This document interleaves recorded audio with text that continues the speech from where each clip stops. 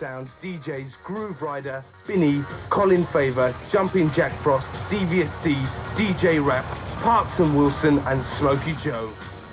A windswept, isolated field on the other side of the track from Crablington has been chosen as the venue for the latest youth craze. The return of the beast.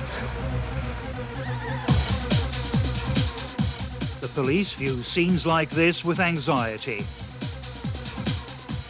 They've seen them before, unlicensed gatherings on wasteland and in empty warehouses. 12 hours of non-stop frenzied dancing. You can't buy alcohol, it's frowned on, but the pushers are there and drugs change hands. It's a rave.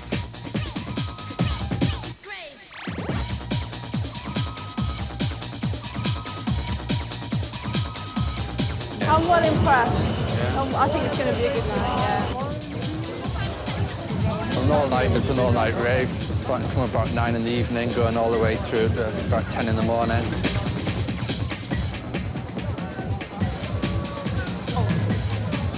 Why is there no trouble? This is not Saturday night at the club, you know. But this party is legal. It's the third to be licensed by the local authority and monitored by the police in the past 7 months. More are planned. I'm concerned about these raves. I think they're an attraction for possible drug pushers. I'm not saying here on the night because I know the police do a very good job, but certainly before the event takes place, I think that drug pushers are out and about. It's a mass of people all at once, and I think, you know, that granting a licence from our point of view, it seems to be a licence to the drug pushers, you know, and which is a threat to our youngsters, let's face it.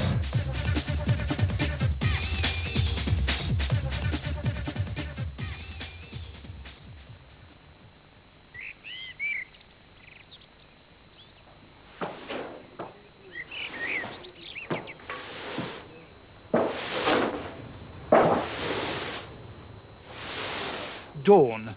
3 days to go and the first signs that a suspect underground culture could be gaining respectability. A portable warehouse suggests organisation and commercial interest. This rave isn't a sudden impulse affair. It's been planned, and the motivation is profit. But suspicion and distrust have yet to be overcome. There's nothing like this happens in the northeast, just clubs till about 2 o'clock in the morning.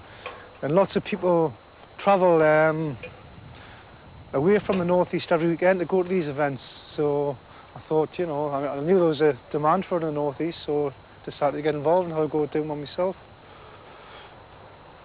We were approached by the organiser, Mr. Old, who came with the proposition of having this event. My profession, I'm a builder. Obviously, we looked at it with some trepidation, as it's the first one we knew about that had occurred, certainly in the northeast. And we went through the scenario as he predicted and discussed it in very open terms. Obviously, we were keen to establish his motivation behind having such an event, which we did. And from day one, he impressed us as an honest type of person who was keen on doing things properly and above board. It's licensed for 3,750. People will come in at that end through there'll be a special gate designed where the ticket checks can be done, security checks, searches, will all be done at that end. There'll be 2 perimeter fences around the whole of the main event, 2 6-foot perimeter fences.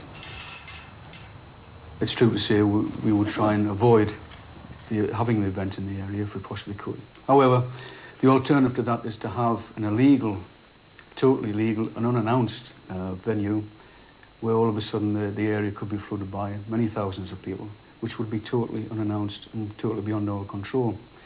So therefore, danger of public safety, road safety and everything else has to come into the fray.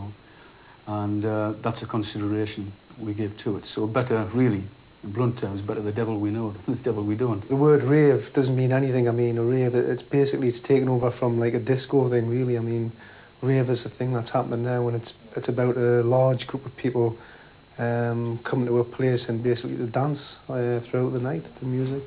to the music that them want to listen to. This we saw purely as a commercial venture to make money for an individual. Anything of that nature we look with some circumspection at, because it does have implication on the policing of the area. So it's not without its problems, but there's no real area I can point a finger at and say, well, that's sufficient for me to object to the event occurring.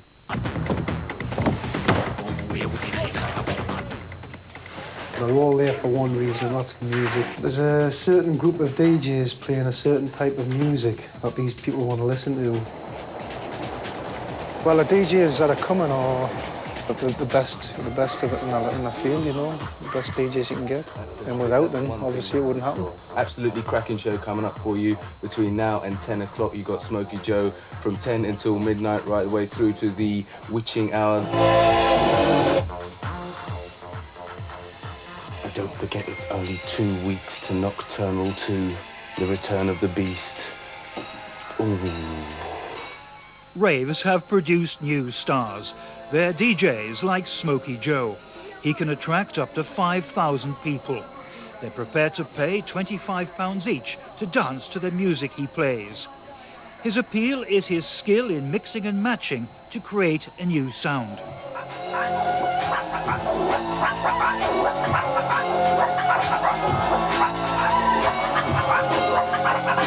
I am excited. I'm making a beat there. If that was fading in and out, it'd be kind of going woof, woof. You don't get a cut to it. So that originally comes from queuing the record up. While one's playing, you're queuing the other one in, getting it ready for the mix, if you were. And that's what it's for. That's why you have two. It takes a couple of minutes to get the tempo right, but then you're in the mix. Mixing started around 1979. Mixing then was really about showmanship and doing something different with these turntables that no one had ever seen before.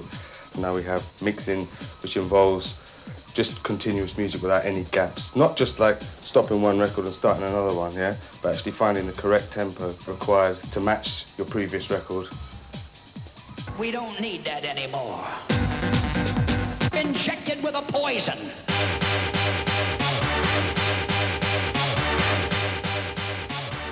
It's difficult to explain. Certain records have certain parts of them that are recognised by people, and that's the bit that people like about it, yeah? You can cut those bits in and out as often as you want, as long as it's in the correct tempo. With other tunes, it's like mixing and matching tunes, making them go together, making new tunes out of them. I think a DJ becomes a good DJ the moment he knows exactly what to play, what he wants to play himself and for the crowd that he's playing to. So, once you've discovered what you want to play, yeah, it's then much, much easier to get it right.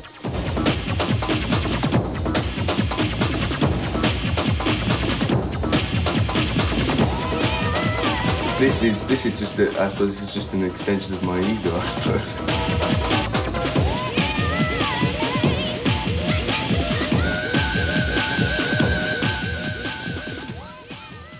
I tell you, it splits into two. You've got Belgium and Germany, right? Germany, you get noise, right? You get craft work, real noise, and it's like relentless noise. Belgium, you get melodies like this. They're just noises, but they're playing a melody. If I play you a German record, all you'd hear was down, down, down, down, down, down, one note going over and over again.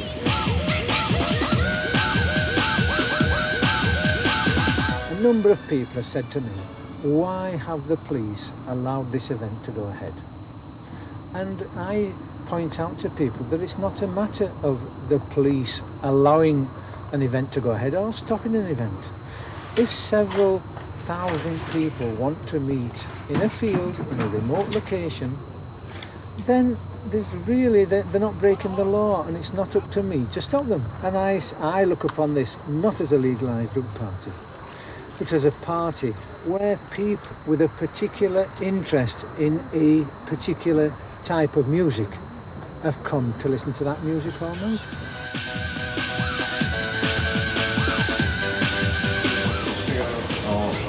Where the exit will be on the film.